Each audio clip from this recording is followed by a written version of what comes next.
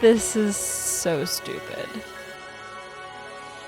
Oh my gosh. Okay. Thank you, Lauren Hope Krass, for being on Torey's Stupid podcast. Oh my God. Thank you, Torey. So honored to have fellow comedian, actress, content creator.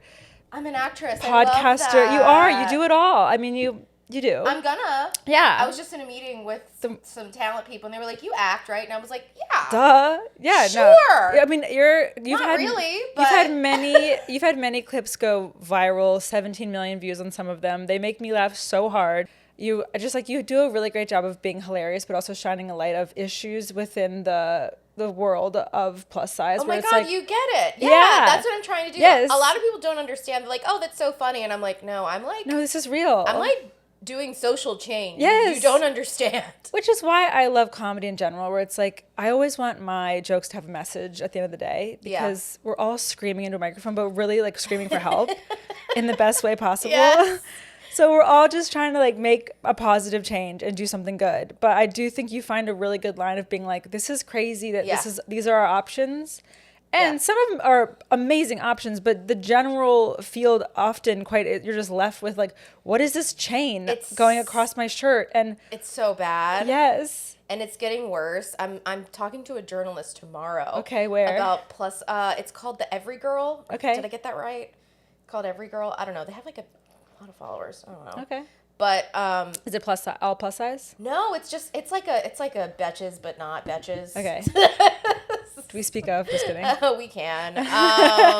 But yeah, they wanted to talk to me because they were like, plus size fashion has gotten worse, and now you're like the spokesperson for that. Well, it's funny. I feel like they came onto the scene with like, do you know Remy Bader? Yeah. So I feel like she started it with shining a light of like, here's this weird Free People model bending in half, and here's what it looks like. She was ordering really ugly stuff. Let's be clear. She was definitely leaning but it was hard. Hilarious. Like I was like, I see a little right through this, and I respect it totally. And I'm like jamming with it. I am too. But it's interesting to watch her journey because she's lost all this weight now, right?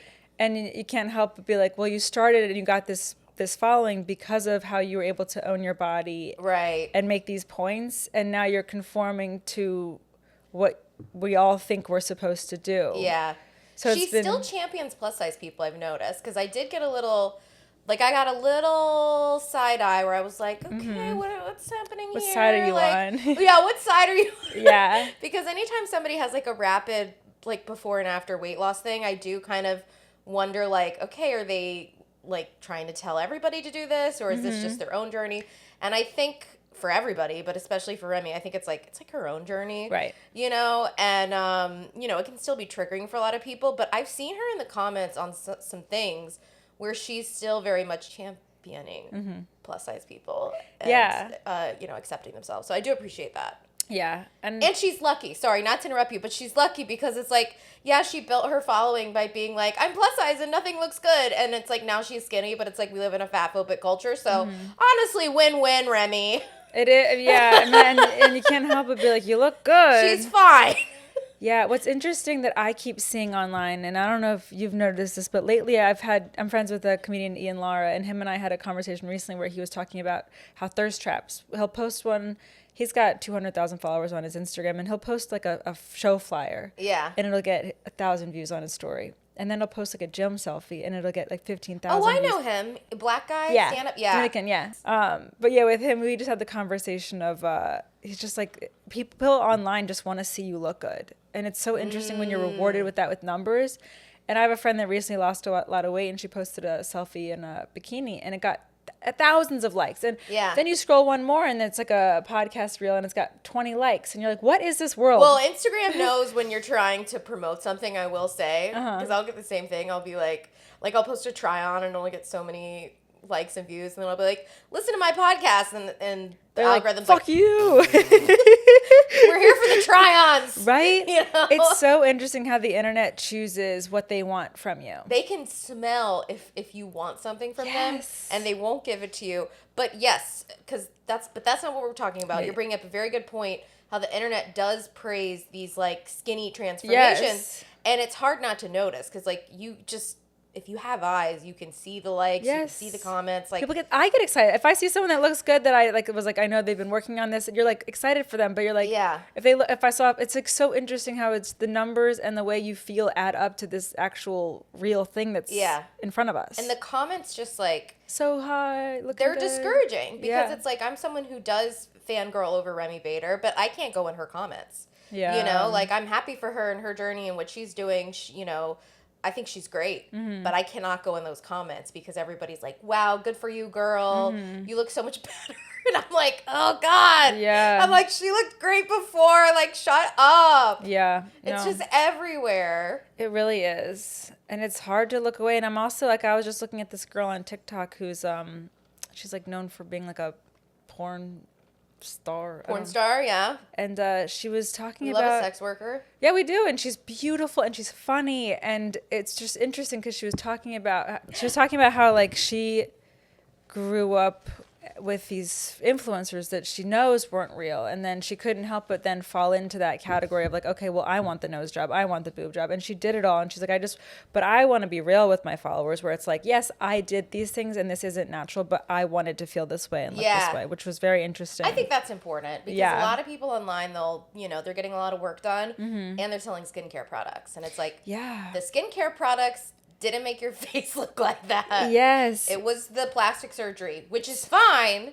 Yeah. But let's not call one thing another thing. No. And, steal people's... I don't like people taking advantage of women's insecurities and profiting off of it. Like, it's my whole thing. It pisses me the fuck off. And that's what's crazy, that's our entire beauty industry. Yeah. And I watched a TikTok this morning actually where it was a girl that was saying that we should never have ever been able to look at ourselves as much as we do. I saw that same one. Yes, wasn't it good? What was it called? You're only supposed to like see a blurry reflection of like yourself in the water. Yeah.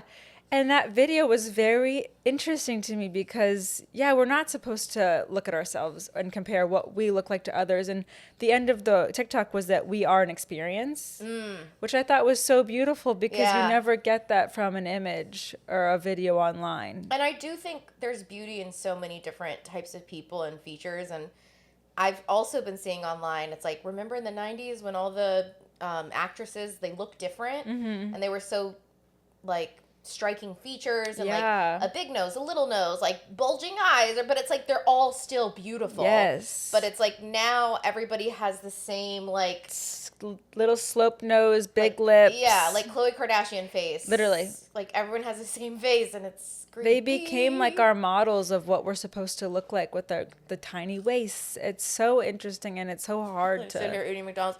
I hope your podcast isn't that popular because I'm going to get fucking roasted. No. Me and a fat girl talking about beauty standards. I'm just eating McDonald's. Well, people who are listening, the listening is a little bit better than the YouTube, but we get like 300 views. So 300 people will see. Great. But it's great. I think...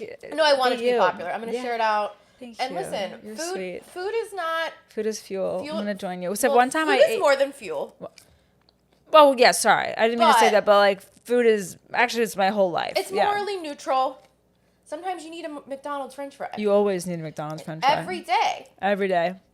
My kids' meals, I grew up on those. The little boxes that came with a little toy. That was my world. Remember when McDonald's used to be like fun and exciting and now it's just like so bland and... I feel like there's a stigma with it. It's like a bus stop. Like if I'm hungover and I get it, I'm like, oh, I'm really twisting the knife on like being a piece of shit. But sometimes I want to like stop by and just have a little... Like I got into McFlurries for a while. Oh, yeah. Which was a phase. Because they make those little snack ones. Yeah. And you're like, how could I not have a little snacky? It hits a spot. It really does. You know what else I've been getting into lately? And I want to talk... And I want to talk about this on my podcast, Belly Laughs. Listen to Belly Laughs. Listen to Belly Laughs. I'm like hyper fixated on the hard tacos from Taco Bell. I don't know why, but just like the crunch of a hard Taco Bell seasoned beef taco with like the fresh lettuce and fresh cheese. I love the lettuce. It just hits the spot, and I've been eating it like for lunch at least once a week. Just every week. I'm like, oh, I need my tacos. I had a phase in high school. Every day after school, I got 2 soft tacos and a Baja Blast. Yum.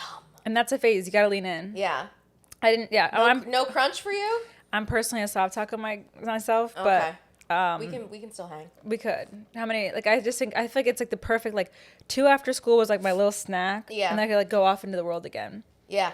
I needed an after school snack. Teenagers need a lot of food. People don't realize. I really ate. Also, fun fact, fat people need a lot of food too.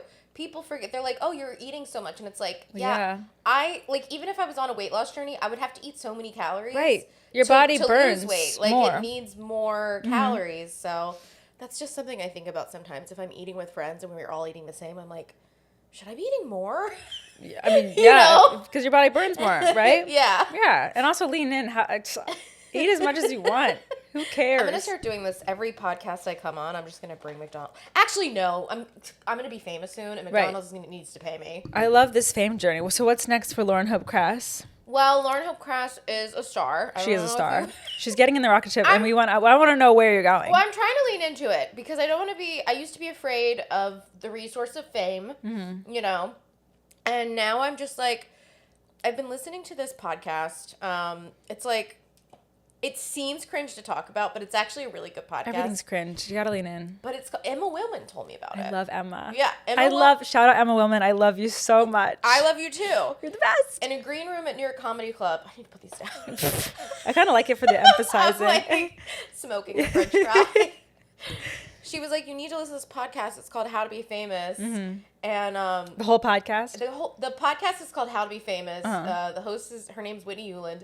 And what's so funny is when you go to search for it, you're like, how to be, it'll autofill like a better person. And I'm like, no. How to be famous. I don't care about being a better person. Let's be real. But she like reframes it in a way where she's like, you don't need to feel embarrassed if you want to be famous. She goes, fame is just the resource of having people's attention. Mm-hmm. And she's like, my mission is to help more good-hearted people have the resource of fame so they can make good change in the world. I love that. And once I realized that the more me of like a fat hottie succeeds, the more I'm able to help my communities. I love that. And so now selfless acts. Right. Mm-hmm. So I'm selflessly becoming famous. Spit out a French fry. You're excited. We're excited. But do you know what I mean? Like I'm not afraid to try to be famous now because I'm like, oh, this is going to help people. Yeah. If they see like a happy, fat, successful, rich. Yeah. I'm not rich yet, but it's going to happen. It's going to happen. This is going to be an embarrassing episode. No, it's not. I just like no, hey, no. I can't wait to share this again in a year when you're so famous. And I'm like, she was on my couch. Eating McDonald's. Well, it's funny. Your mission reminds me. I used to watch a show religiously. It was My Fit Fab Life with Amy, or with Fit Fat Life? My Fat Fabulous Life. Oh! With, Whitney Way. Yeah, I follow her on Instagram. Yeah. Did you ever watch the show? I didn't. So I think I was scared to watch it. Oh, I loved it. Yeah. I ate it up. I think I've watched every episode, and there's like 10 seasons. Is it good? Yeah. Okay. I started watching in college, so then I just kind of like I just was grandfathered into care because I got to know her mom and her dad and her brother. Like it was a whole thing. But she had that same mission. Her whole point was like, we can be fit and fab and fat and live a normal life and not want to lose weight. Absolutely. And I really got on board with her and her like overall mission. I love that. Okay, I'm gonna watch her show. You should, again, everyone's on their own journey, and I think you have your platform, especially with fashion. She definitely was more. She had like a whole workout class and was very into like fitness. Yeah. But I think that's important because I have my wellness lane, but I'm also very much like, look at me with my orange soda and my fries. Like, fat people don't owe you health. Fat people don't have to prove that we can be healthy too. Like, it was kind of this pitfall I got into on the Betches podcast I had because we had so many haters. And I was like, oh yeah, don't look at Reddit. I love Reddit. Just don't go there. Okay, I won't look at Reddit. But I would get so defensive because everybody was like, she's just jealous because she's fat and she's, she just wants to say that. And I was just like, I was on the show being like, no, I'm healthy. But it's like, I shouldn't have to explain that I'm. Yeah. You should just like let me talk and exist without trying to psychoanalyze me and like tear me down. And I always thought your takes were very neutral. Like, yes, you have your stance on. You would think. I did too. No, I really believe that. I've listened to you speak for maybe 20 hours of my life. And I'd like to say that you never made it about a certain thing. And also you and Emily played off each other really well because she had her experiences with her being overweight when she was younger. Yeah. And she would always say, oh, well, I understand. And you were always very keen on being like, that's your journey. This is my journey. And you guys kind of met in the middle of how, her experience is yours and then people in general. And you never like And you guys were really good about being like, you can feel that way and I can feel this way. Yeah. But it never got like, you didn't die on a hill ever of like, this is how it should be. Right. You're like, this is my opinion. I thought we were a really good team. You were an incredible team. Yeah. Yeah. I miss listening to you guys. I have to listen to your episode on Belly Laughs. We do each other's podcasts all the time now. Like, You're kind of making it like a pseudo good bodies. oh yeah. I told her it's like RAP Diets, that's her podcast, and Belly Laughs are like sister shows. Yeah, yeah. And like it's like a Venn diagram. Yeah. Mm-hmm. It's the same thing. Yeah. So I'll call her and I'll be like, hey, I have this life update, but can I like tell you? Can I like record it while I tell Yeah. you? Like, can I put it on the podcast? Well, and you are very topical with your topics, like the nicotine point. Oh yeah. Zins are coming back. Like it's like as much as we. That was all Emily. Oh, I didn't even know what those were. Well, and then also the alcohol episode. Yeah. I feel like we're always all talking about these things, and I think you're able to stay very like, what do people actually want to listen to? Because I could talk about drinking for a day straight, 24 hours straight. It's people are still very confused. Like we're all confused. I was at a party recently, and I asked the host if they had anything non-alcoholic, and then the person next to me was like, "I'm sober too," and I was like, I just want to sleep tonight. Like, I just want my heart rate to be okay. I'm so happy that you're sober, but like totally. I just my body is so loud that now I drink way less. Totally. Especially as like, because I'm like a full ass millennial. I'm 36, and once you hit 35, everybody said this my whole life, and I was like, that's stupid. No, it's real. When you hit 35, you just like feel everything so much more. And it makes you healthier because it's like... Right, because you literally can't. Like, I'm 32, and if I drink more than 2 to 3 drinks, I can't work. Yeah. Like, sending an email, I'm like, and then I read it like 8 times, and I'm like... cat in the hat. Literally, like, adding attachment is like, I might as well be, like, running a marathon. I'm like, I'm sorry. This is the hardest thing I've ever done. So funny. No, really. Well, just wait till you're 36. I'm scared. No, we're the same age. It's fine. Essentially. That's what I keep saying. Somebody at a crowd recently, I forget what I said. I was like, I'm Gen Z too. And this girl, she was like, yes. And I was like, bitch, I'm 36. I don't know why I'm repeating a joke that was only funny in the moment. No, good. But they were so into it, and I was like, you idiots. But anyways, it's fine. Have you heard of the Zillennial term? Yes. Yeah. I learned that from an audience member. Zillennial is like 29-year-olds. Yeah. Yeah. Which I'm like, can we stop with these naming conventions? Like, let's just call it what we are. Yeah. I'm done. We're all dying.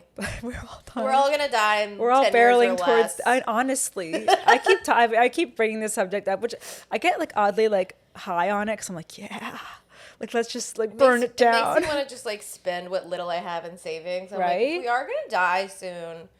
Like, I want to go to Italy again. Right? I know. It's so funny. I was listening to the clip that you put out with Emily where you're talking about how there's been this pendulum swing from like wellness to like burn it down. Yeah. And it's funny, that was a very fair point where she made the point of saying, you know, if I'm going to be here, I want to feel good. Yeah. But I also heard a quote once during mid-sobriety, like I was sober for a year, and I watched this podcast, and the guy said, I don't want to be the healthiest person in the graveyard. And I was like, oh my God, that's such a good point, where it's like, yeah, you could do everything right, but like you're going to die one day. Yeah. And that point where I was like, well, then I'm drinking again. I like that. It's kind of like the concept, like, oh, I'm going to have the skinniest corpse. Right? And it's like It's like no one gives a shit.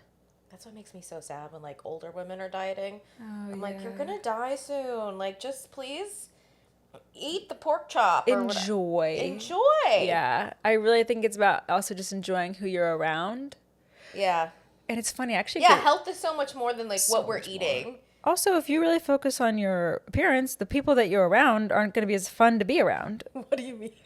Like, if you're around a bunch of people that have just they're more focused on what they look like than what they're doing. They're not interesting. No.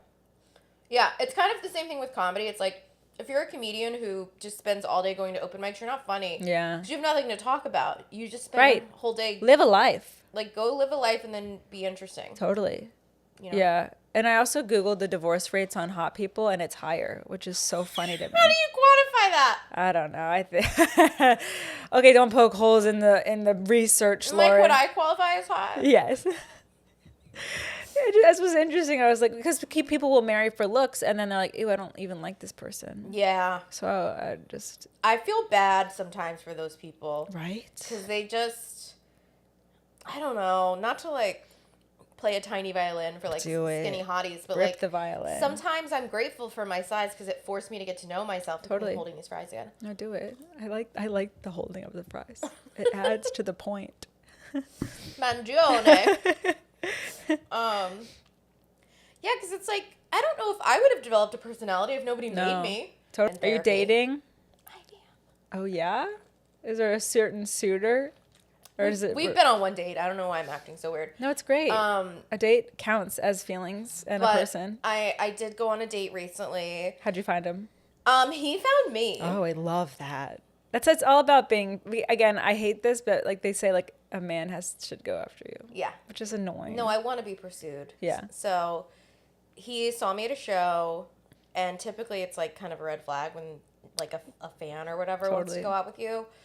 But he was really sweet in how he reached out, and then I was like, well, I don't know you, so send me the following information in video format. Stop. And I'm obsessed. He sent me a 9-minute video. What was he doing? Is he a podcaster? Okay, I'm so impressed. The whole story a is man on talks Belly for Laughs. Okay. Listen to Belly Laughs. It's the VIP episode for March, so I don't want to spill all the tea on Patreon. Okay. You got to join the full tier for that one. I was gonna say, I pay the $2. Because I recorded it on the $2, and then I was like, no, this is bonus. This is good? This is bonus content. Okay, teaser, guys. Go listen to Belly Laughs. But yeah. It sounds like a good story. It's a great story, and we have other dates planned. Fun. And I like him. I mean, if he took 9 minutes to make you a monologue. It's adorable. It's so adorable. Like, I can't even talk for 9 minutes straight alone. That's why I have guests. When we get off of this, I can show you like I a would little bit. love to see that. I'm so excited. But yeah, I'm starting to date more. I had to sort of confront my internalized rage towards men, because before I thought it was like a joke, like LOL, I hate men. Yeah. But it's like, oh, I hated men. And so working in therapy with a male therapist has really helped me. A male therapist? I cannot imagine. Yeah, me. I'm so shocked. You're like, I hate men. Tell me why. You dirty whore man. You asshole loser. No, he helps me a lot. I love him. I'm impressed. My sister had a male therapist, and I don't think I could ever. I don't know.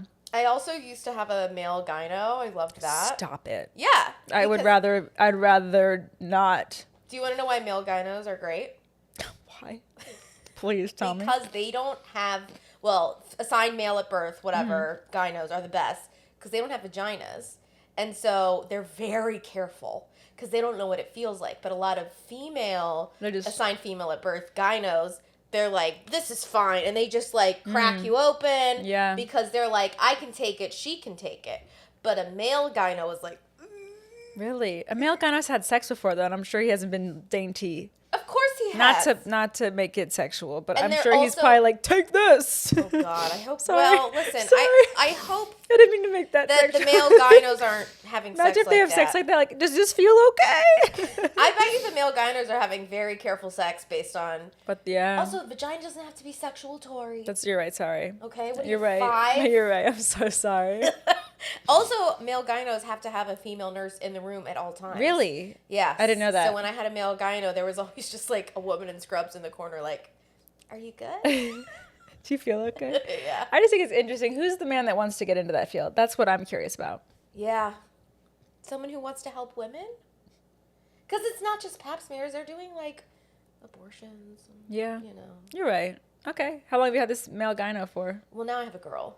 Okay. You talk a big game. I saw him once because the girl was busy. No, I had a male in South Carolina when I was there. When did you move to New York? In 2014. Okay. Which is 11. That's amazing. Oh my God, it's March. Yeah. Is it your anniversary? It's my anniversary. When did you move here? I moved here. Oh no, it's my anniversary for comedy. Oh. I moved here July 22nd, 2014. Okay. So I'm approaching 11 years in New York. I moved here July 2016. Oh. Yeah, so it'll be 2 years after me. Yeah, so it'll be my 10-year next year, which I'm gonna That's awesome. celebrate by getting a tattoo. What are you gonna get? Just New York, very the basic. Statue of Liberty. Nah, just the word New York. I like that. Thank you. I love New York. I love it. I want to get more New York stuff. Like I wish it wasn't cringe to wear the I love New York because I love New York. You could wear it. Yeah, I could pull wear it off. it. I'll show you my room. I have a New York poster over my bed, and I have like January. I'm like, I hate it here. Like my con ed bill was $300 this year, so I was like, I'm leaving. I can't afford it here. I'm being driven out. And then here I am. It's like I got the window open. I'm like, I love it here. You were like, the heat's broken. I have to leave town. I was like, no, I literally did. This is like a really nice apartment in a nice part of town. I know. Lauren and I were gonna record a sketch, and it since got 2.8 million views. And I'm like, I hate my life. It was such a funny sketch, but all because your AC. Because my fucking AC. Or it was my fault. It was my fault. I had my AC units in still, so the windows were kind of cracked, and it was like 2 degrees outside, and my heat is just like these shitty baseboards. Yeah. So, you know when you look in the mirror and you're like, I'm the problem. Yeah, every day. I was the problem. You're not the problem. You're Thank perfect. you. Like, I took the AC units out, so. I'm proud of you. Thank you. My bill Your was super should like take those for you. I pushed it out the window. It's like you pushed it out the window. So this is cute, like Russian dad and his son came to help, and I just said, just shove it out. So and now I have to look at it every day. I'll show you. It looks really bad. I look like I live in poverty, but I pay an arm and a leg to be here. You pushed it out the window. I just wanted to be chill, you know? I was like, just shove it out. What are you going to do for AC next summer? I'm going to have to buy a new one. Okay. Yeah. Next time, I'll help you. Thank you. Put it in storage or Thank you so something. much. Yeah.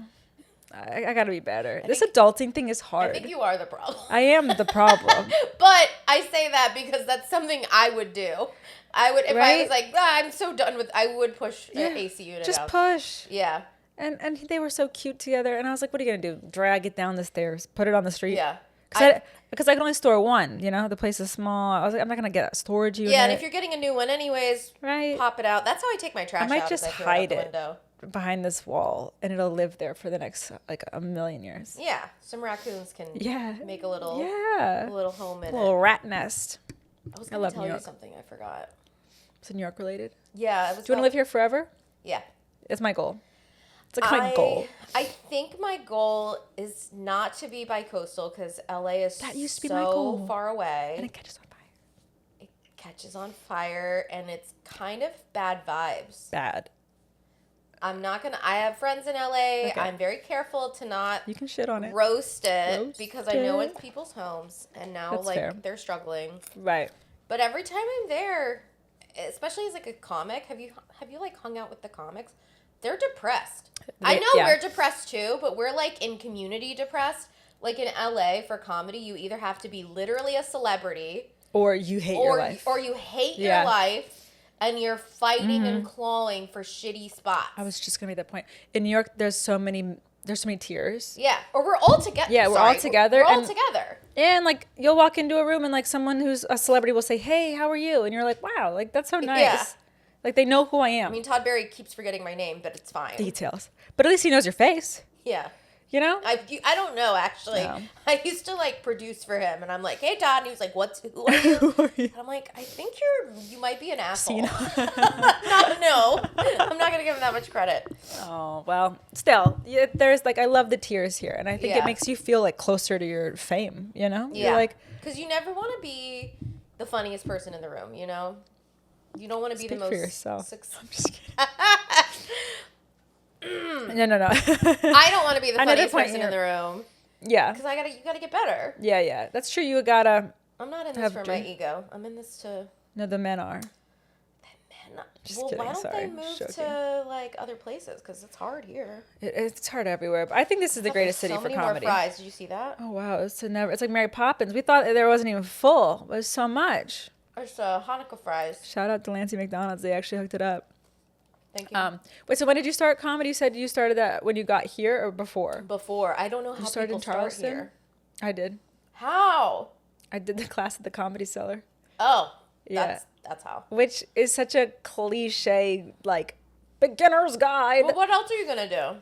Exactly. I mean, I didn't even know I wanted to do stand-up. I just wanted to give a good maid of honor speech at my friend's wedding. And so I took the class to, like, give a good speech. I love that. It was during the times of, like, the YouTube videos where it was the bridesmaids going up and, like... Good for you. Thank you. And I was like, I want to give such a good speech that I have, like, a viral video. That was my only goal. And then I did the class and I was like, oh, my God, this is everything I've ever loved. Yeah. Like, I have a good memory and I'm always been, like, you know, the class clown. And I was like, oh, my God, my memory plus being funny. What a gift. Memory. It's big on... What a skill for stand-up. I don't have that. Really? That's my, like white knuckle it going on stage. I'm like, you're going to remember these. Like, you have a good memory. I need you to teach me that. I always have a set list on the stool.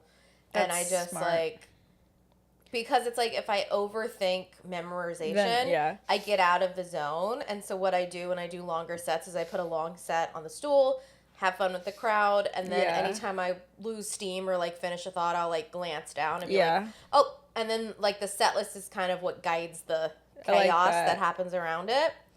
But it's hard because, like, 90% of the time it works great, and it helps me not be such a perfectionist as a Virgo.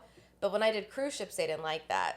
Really? You would do it on the cruise ships? Yeah, because that's how I perform. Yeah.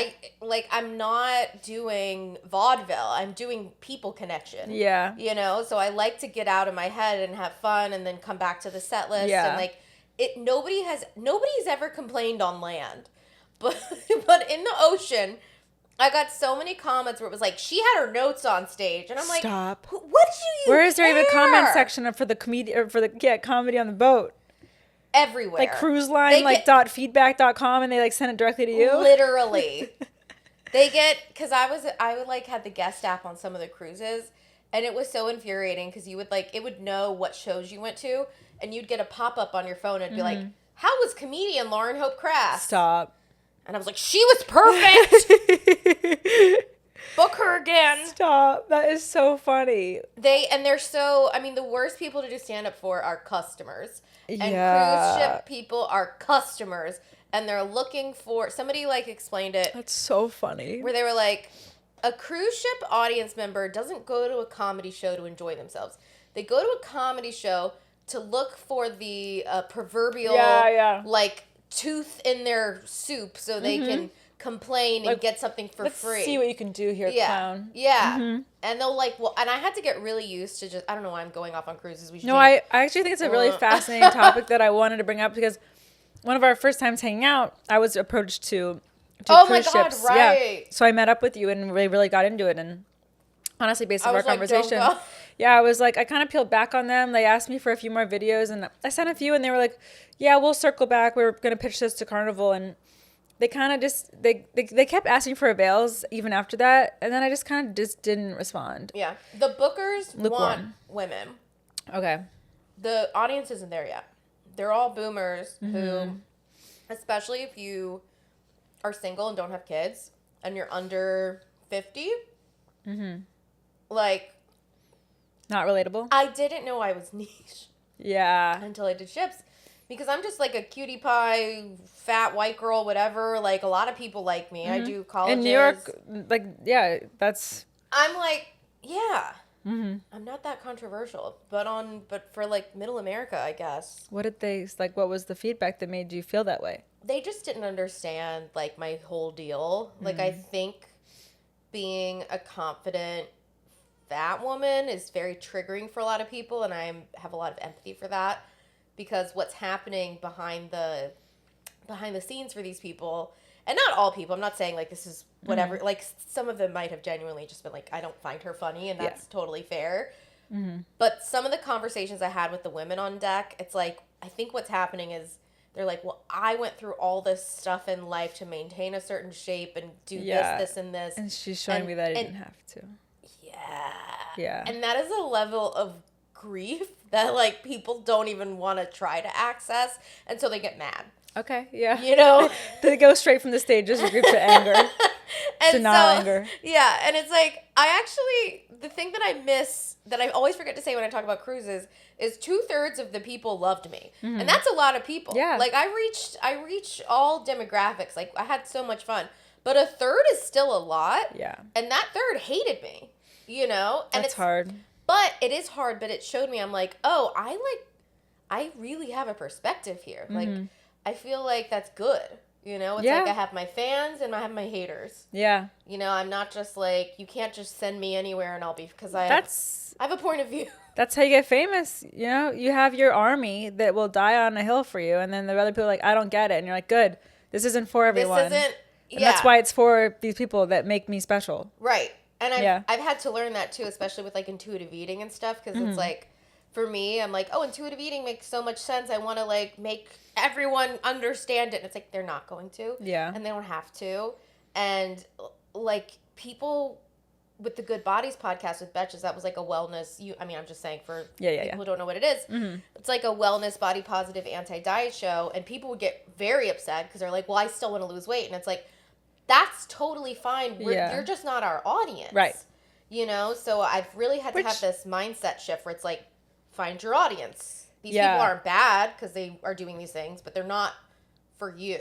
I still think though people that wanted to lose weight would still they still enjoyed. I have a lot of weight loss fans. Yeah. And they know they're welcome in my audience. Like, they know it's not my thing, but like from the fashion stuff, like a lot of plus size people are on weight loss journeys. Mm-hmm. And those are a lot of my followers. So it is what it is. Which I'm sure it's probably a good touch pace with you of like, okay, I don't have to do this. It's a choice I'm making, but like I'm fine at any phase. Yeah, like I love it if I can be a little evangelical and like break through to some people so they can see like, oh, I don't have to like spend every minute of my life trying to be smaller, I would love to help people break free, but I have to let that go because I'll get obsessive. Totally. And it's also impossible. Yeah. Like you cannot save everybody. No. What's funny hearing your stance, I do I follow just out of like genuine curiosity, Liv Schmidt.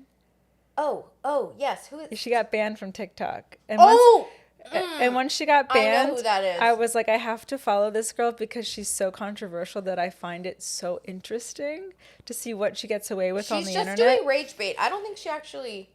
that's why I'm intrigued by her. Things? That's why I'm like, I think she's trolling everybody, and it's like kind of funny. Like okay. I think she's like funny, which I know she's not trying to be funny. Wait, but tell the listeners what she does. So Liv Schmidt is a content creator on, I think, only Instagram now because TikTok banned her. Which was funny. When she got banned, she came back as not Liv Schmidt, which is kind of a baller move. Yeah. But it is a little problematic because she pushes... She was teaching people how to have eating disorders, wasn't she? Essentially, it was the, consensus. Was like she was teaching people how to be skinny. But her point is that she wants you to be able to live your life while still going after your goals, whatever those goals are, which I guess, her demographics... Okay, well, that's my thing, too. She's just twisting... But she's twisting it into being words. like, you should be as thin as possible. Mm-hmm. So it's just interesting to watch because she calls her whole fan base the skinny society, and well, that's kind of fun. I get it. It's kind of fun. I watch it. I'm like, this is funny. Yeah. Like I could be in the skinny society. I'm not skinny, but it's like you could. There's a skinny girl inside. I'm kidding. We all have our inner egos. But yeah, I just remember you and Emily talked about her briefly, and that's when I found her because you guys were talking about her, and I was like, I got to learn about this girl. Man, and I've been following her ever since. No, you guys it was like a funny take on her. Emily's so good at finding these things online. I'm like, what is in your algorithm? Oh yeah, I mean everyone's algorithm. What is yours? Mine's positive. If I see the diet shit or you like block. I don't block because I've learned that it likes getting reactions. It wants you to press any button. True. Even if it's not interested. I hate how it calculates every move you make. It wants you to do something. So what I do if I'm not interested, I swipe away very fast. Yeah. You look away. No, I just thought it was funny. I was like, I was doing it with you. And it's hard because you want to you kind of want to hate watch it a little bit. But it doesn't care if it's a hate watch. You're watching. I have this one video that comes up on my page all the time. It's like a pig falling off of a truck, and it makes my heart break. Yeah. Is the pig okay? I don't think so. That's okay. I eat bacon. I have to tell myself that too. It's like you can't really have a take on this story. But yeah, I agree. Where it's like you have to really look away as fast as possible. Otherwise, your algorithm's gonna be like, "Oh, we know what you like." And then I started getting you love dead pigs. Literally, like a giraffe was getting eaten by a lion at one point. I'm like, this is breaking my heart. Yeah, but one click and that's your feed. Yeah. It's crazy. I hate it because I watch a lot of cat videos and I hate it when they'll show like a sad cat and 90% of the time the cat has a transformation into being like rehomed and it gets its...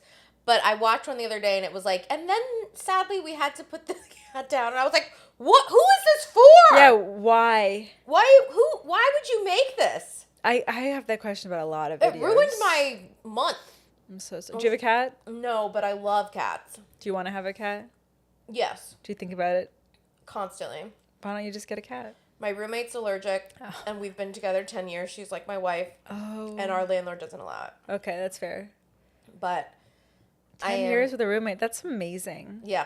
Like she says we're sisters, and I'm like, bitch, you're my wife. Like, we have our TV domestic shows. partnership. You tell me to do my dishes. Like, I love that. I get worried living alone. This is going to be coming up my 4th year living alone, and I'm like I get into these habits where I'm like, I'll be then with people and like certain things will bother me. And I'm like, oh my God, I'm becoming that lonely woman. You That's know like, what? why did you put that there? You would be you'd be the same way with a roommate or a live-in Thank you. partner, That's because so that's true. how I am. Okay. I'm like, stop chewing your ice. Right? Okay. And it's because I have someone chewing ice at home. Yeah. Okay, that's made me feel better. Because sometimes I get very rigid in my ways and I'm like. I'm a rigid bitch just anyways. I love owning it. All the time. I want to get that on a hat. I'm a rigid bitch. I love that. New merch dropping. Yeah. What's funny, I had Chloe LeBranch on. If you know her, she's a comedian. She's very funny, and she was like, "You should have every episode where you drop a quote and you put it on your merch." So this one will be. Oh, I like that. Rigid bitch. Rigid bitch. I love that. I want to put it on a hat right now. Chew with your mouth closed. Yeah.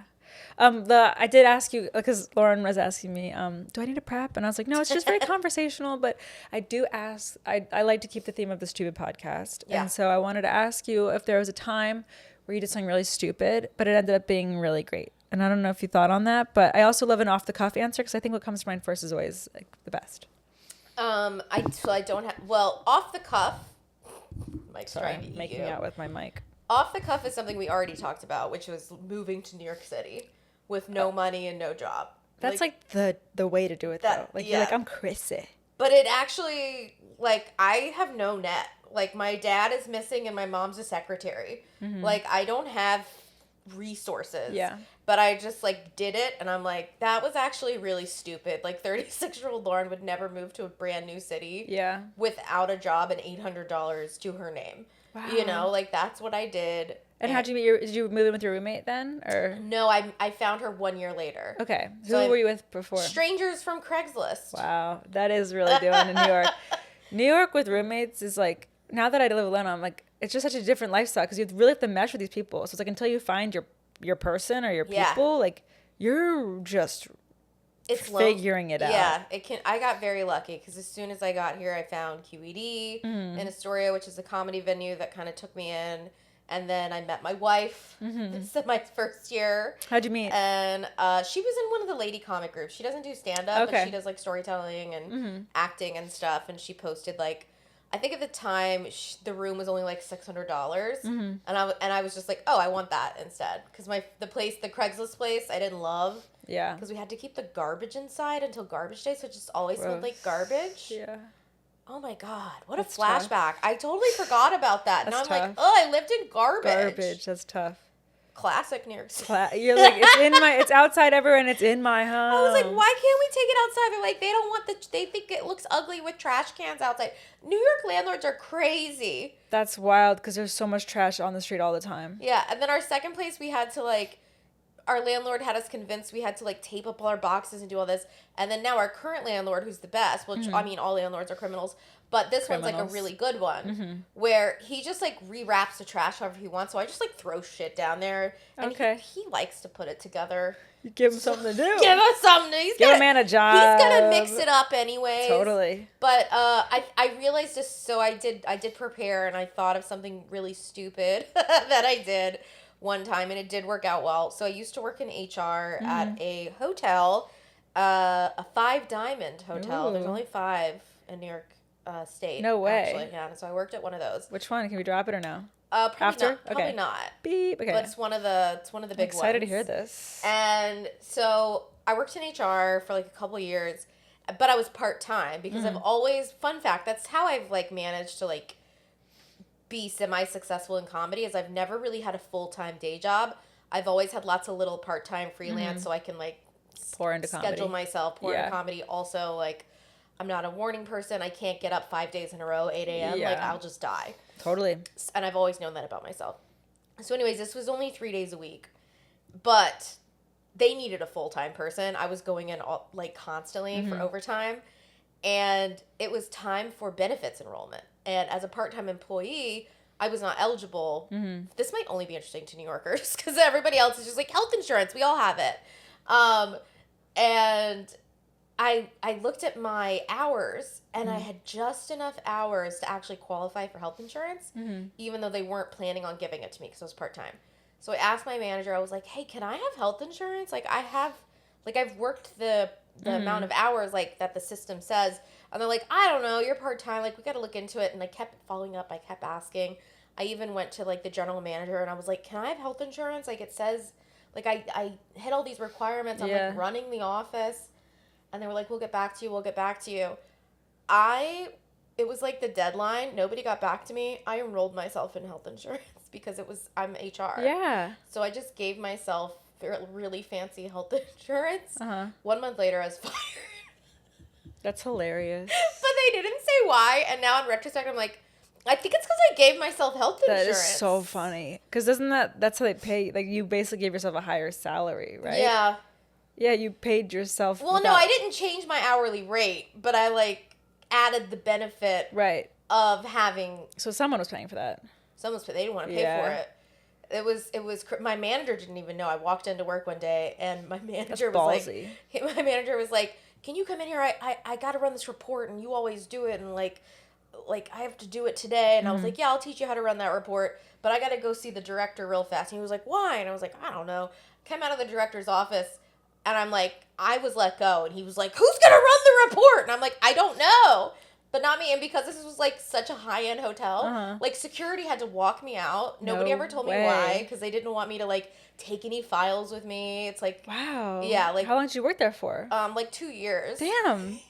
That's so crazy. Yeah. I was their like event planner for the employees. Holy like shit. I was their little darling. And then and they never told me why. They said it was position elimination, which got me unemployment, which was great. But they were like, you're great. There's no reason. And now I'm like, is it because I gave myself health insurance? That's so funny. But it ended up great because I immediately moved to LA for 3 months just because I had met some casting people. And they were like, it's too bad you're not in LA. And I was like, I'm going to be in LA. Yeah. Like, I'm there. And then I just went and cat sat in LA for 3 months and like did auditions and like started to, tap into the star energy that I have now. That's part of the rocket ship experience where you're gonna get to. Exactly. Yeah. But I would have never left that job if they didn't fire me. Okay. And it was like a job. Like I was taking care of housekeepers and trash guys and like making sure everybody had the benefits that they needed. So like, you live a different life. I would probably be a good comedian, but I'd probably be so invested in these people at this hotel. Yeah, and you probably wouldn't have gone on the cruise ships, right? Probably not. Yeah, which was such an experience. Yeah, it made me better. So it's good that I stole health insurance. Yeah, I love that. I love when like one of those like fails become a strength. Like anytime you're like, oh, this is so bad right now, and you're like, no, it's gonna be good. Every time I get fired, it's great. That's why if I have a friend that like I got fired, I'm like, congratulations. Yeah, no, I say that too. I've been fired. You're going up. Yeah, I got fired from my first job in New York. They said you've got 30 days to find a new job, essentially. And I'm like, do you want me to keep showing up here? And they're like, yes. And I was like, I'm not doing like, that. I've got to go. Yeah, I was like, what the fuck is that? But what's crazy is I was already interviewing for my current job that I have now. Oh, that's great. Yeah, Congrats. thank you. So I just seamlessly was like, okay, see you later. And then I got this job, which getting fired is really good. Oh, I remember like, I like took a selfie in the mirror at work, like going like this after, and like my mom was in town. She's a commercial producer, and they had an edit in New York just randomly at the time. So her and I went out and got like drunk and like partied. We're like, woo, see you later, suckers. Yeah. So I agree. Like anytime people who don't get fired, hot take, aren't very interesting people. No, you're just doing have an edge. You're just doing the bare minimum. You're getting by, and that's what companies want. They want like sheep. They want sheep. Yeah. They don't want stars. A sheep. They don't want stars. Companies don't want stars. Yeah. Because I was a star at that company, giving myself I bet you health were. Insurance. Yeah. You're too smart. You're too smart. Like, you outsmarted them. They were like, we can't tell her this is why we're firing her. Yes. Because she hit all these things. You're like the mouse that got the cheese. Where I was like, I figured out the maze. I figured out the maze, and they were like, you have to go. She's dead. I do this a lot, actually. Yeah. Anyways. What's another time? Just like the other times you were like, I cheated the system a lot. Well, no, like I figure out the way things should be. Yeah, yeah. And then all of a sudden I'm not there anymore. Oh, I see. Yeah. Yeah. Just think about any recent company Yeah, totally. I was with. Totally. So. And then it's their loss. And it's my loss. I loved that podcast. That's a I'm so sorry. You were like so sad. I was bummed. We were sad too. That's my go-to podcast. Yeah. Now it's like Call Her Daddies just starts playing and I'm like, fine. I guess. Yeah, what should I listen to now that I guess I wasn't listening to myself, but I still need podcasts. I love Jay Shetty and Diary of a CEO. Those are my go-tos. Oh, okay. No, but those are great podcasts. They're very like self-helpy. Mel Robbins, I'm into the self-help shit. I like self-help. Love. I clicked on I self-help. hate how much I love it. I love it. I love it. I love self-improvement. The whole let them It's thing. working. I'm like, walk all over me. Yeah. No, well, Kidding. what? I need to listen to that. No, the let them theory with Mel Robbins, it's just I like clicked on that the other day. No way. I didn't listen to it because there was a man on it. well, the whole theory is just like anytime like someone does something that you don't like, you just say let them, and then you move on. It's like it's a forgiveness tactic. I do that. Yeah, it's great. I've been using it. You have the impetus to like prove to someone you're good, and it's like No. I don't have time to prove myself anymore. Exactly. Like I know I'm good. If you don't think I'm good, it's like, and it's so tempting because it's like, oh, I could convince this person, but I'm not. Why? I'm not. No, why? Yeah, no, I agree. I just recently got ghosted, and I was like, I need my energy for other things. let them ghost me. Let See them. you later, loser. It's, I've been ghosted a lot lately, actually. It's okay, girl. Thanks. They're not worth it. Well, that's what I'm They're like, literally it's not happened worth it. so many times now where I'm like impervious to it. I'm like, fine. Yeah, I'm like, do it again. No, you're good. So it's been a good experience for me. I'm like, you know what? Then it just, whatever no you get leads you to a yes, is what I always say. Yeah. Yeah. No, and I do really believe that. I'm saying it like kind of sarcastically, but I really mean that. I'm in a successful era at the moment, but it has come after quite a bit of rejection. Totally. Over and over and over again for years. Yeah. And you just kind of get used to it. Numb. And it In a good way. I wouldn't even, I know you're being funny, but I wouldn't even say numb. Okay. It's like a muscle. You Yeah, develop. you're right. That's a good point. Where like, at the first time it happens, you're like, this fucking sucks. Like, this hurts my feelings. And it never stops hurting your feelings. Yeah. But you bounce back faster and faster each time. That's so true. You know? Yeah, you become like a trampoline. You're like, all right, do it again. And you have to have that muscle. That's a good point. Thank you for correcting the numbness, because I agree. That's not numbness. It is just like, okay, feel, move on. Exactly. I'm a big feeler. And also with comedy, it's like we've all bombed. Yeah, And it makes you. I've not bombed. Sorry, I definitely bomb all the time. I'm kidding. But it really, you're like, if I can survive that, I can survive anything. Yes, that is how I feel after. Honestly, I hate to give such a shitty experience so much credit. Yeah. But like bombing my ass off on these cruise ships, or even having like mid shows where like I should have bombed, but I like got through. Yeah. I'm like, I can do anything. Yeah. Like I'm passed on New York Comedy Club checks now. Congrats. Thank you. It's awesome. It is awesome. It's awesome. Everybody's like, aren't you nervous? Is it so? And I'm like, no. It's a New York City crowd that wants to see stand-up. And wants to laugh. And I would have been so nervous to try to like work my way up at this like very good club had I not done the hardest shows of my life. On a floating toilet. On a floating toilet right before. Yeah. You know? So now I'm just like, and that's another thing. It's like, out of all the people I do want to prove something to, I absolutely want to prove myself to New York Comedy Club. Like, those are great clubs. I want to go up there. Mm-hmm. But you also have to have the mentality of like, you have to let it go. Let it go. So it's like, I just show up. You can prove yourself to like a level, but once you start like abandoning yourself, that's when it's like, nobody's worth that. No. And also people will smell it in the water if you're proving yourself. Yes. Yeah. Yeah. I tour with Troy Bond. He's another comedian. And he always said, he's like, it's like a guy, if he tries to go on a date to get fucked, he's not going to get fucked. So you got to just kind of roll in like, if you want to have sex with me, take it or leave it, you know? Yeah. So that always stuck with me, because he's like, if you're trying to get fucked, you're not going It's hard because that is true, but it's like, how do you switch?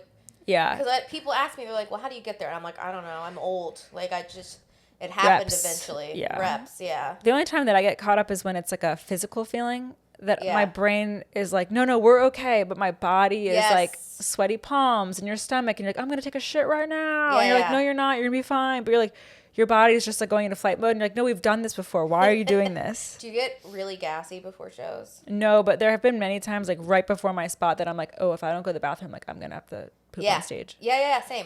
Yeah, and sometimes I get one out and I feel like $1 million. I get on stage and I'm like, I weigh 2 pounds and I'm like, let's go. I'm so happy for you. Or if I don't do it, then it just goes away. Then I got off stage and I'm like, damn it, I could have used that. Once I'm on, I would have loved to clear myself out. Just like tell yourself you have a show, right? You need to shit. Like, we're gonna have to like, get a show in 3, front of 2, all your 1. crushes. You're just in your room, like, thank you, 5. I'm gonna light them. Oh no! It's time to shit. Just wave like a cell phone flashlight in your face. I should get one of those lights, just like a red light. Start flashing it. That's funny. Yeah. Yeah, I get my body also. Do you ever just like talk to your body and be like, you're safe?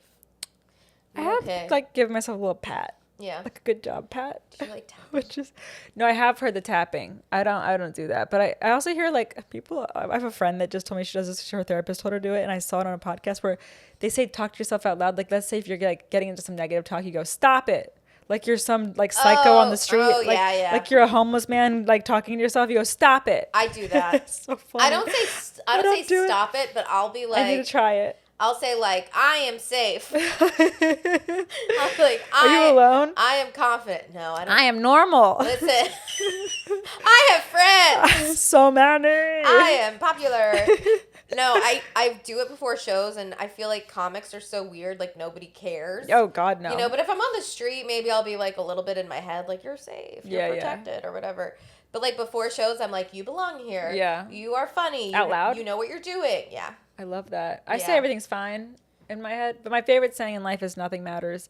No one knows what they're doing, and we're all gonna die. And that like chills me every time. Very nihilist. Very, but it's not wrong. It's not wrong. Yeah. And anytime I think about, you can't take this with you. No. And like when I'm about to get on stage, I'm like, we're all gonna be dead in like 50 years. I'm like, then it doesn't matter. It is the trick though. It makes me have so much fun. Comics don't know how to do this though. We care so much. Oh, see, once I tap into the whole dying thing, I'm like, let's burn it down. Yeah. Have fun. It's dark, but it's also optimistic because it's like, right. if you realize it doesn't matter, then you can just do it. So much fun. Yeah. Well, it's like that meme where it's like a little cartoon character and it's like one picture, he's like sad and it's like, nobody cares. And then it's like, he's really happy and it's like, nobody cares. I'm fully like, nobody cares. Yeah, because they don't. Nobody cares about anything. Except for when I was on Good Bodies and Reddit existed. Then everybody cared. It was honestly like people. It's so funny. People do like I do have haters as someone who's like nobody's thinking about me, and it's like no, they do. They do, and they write about it online. They write about it online, and they write in like on cruise ships. It was like you're like nobody's gonna notice. I looked at my set list, and it's like meanwhile Deborah from Minnesota was like she looked at her set list too much, and I'm like, bitch, are you the demon? Get a life, Deborah. Like on my shoulder. That's the problem. Come These to people life. Don't have lives. They don't, and they're jealous that you do. And they're so mad. Oh, they're mad. They're so mad. And I just want to be your friend. I'm not a hater. We want to love you. Yeah, I get a lot of hate on Troy's YouTube. They're like, she knows nothing. She's so stupid. Because he'll talk about Star Wars for 10 minutes and I'll just stare at him like this.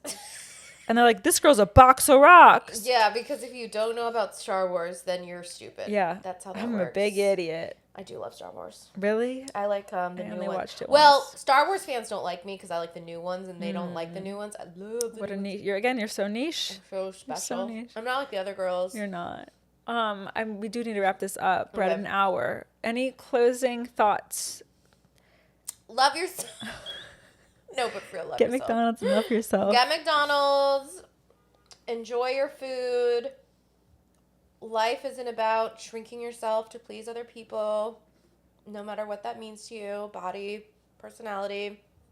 Oh, listen to Belly Laughs on Patreon. It's only $2 a month. Tori's a member. I'm a member. It's less than one subscriber. coffee. Exactly, and it's really fun. It's fun. And you can hang in the comments. It's a good time. So Only nice things. Only nice things. Oh, and Instagram, Lauren Hope Krass. Yeah. Amazing. Well, thanks for listening, guys. And thanks for being on. It's so much fun. Thanks for having me, Tori. You're the best. You're the best. You're the best. This was fun.